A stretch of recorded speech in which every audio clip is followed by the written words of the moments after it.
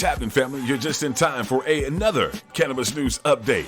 Being heard on great stations all across the nation. Flex 103 FM in New York City. 365 Jams in Montgomery, Alabama. And Blaze 420 AM in Oklahoma City. This show is being powered by good friends at Green Sunshine Dispensary, 507 East California, right in the heart of Bricktown. You don't even have to pay for parking. You can pull right up, and right next to me is where you'll be. President Joe Biden pardoned 2 turkeys ahead of Thanksgiving, but he treated a question about whether he would grant clemency to humans in prison for marijuana as a joke.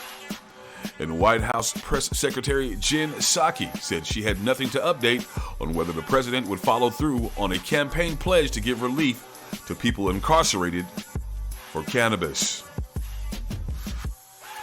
Senator Elizabeth Warren is stepping up her push to get President Joe Biden to issue mass marijuana pardons with the stroke of a pen. This is not making us a stronger country.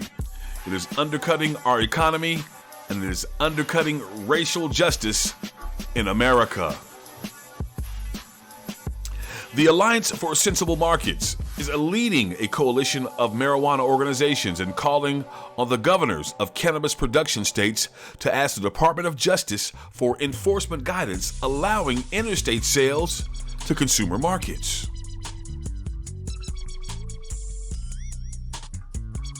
State news.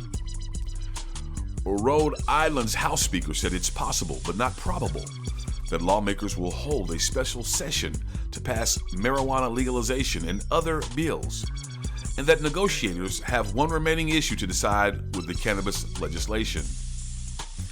California regulators propose rules allowing the authorization and release of marijuana business license applicant information to financial institutions. Massachusetts officials released a working draft of marijuana tax rules. Vermont regulators will release draft marijuana rules on Tuesday. Local news. Buffalo, New York, the home of Rick James.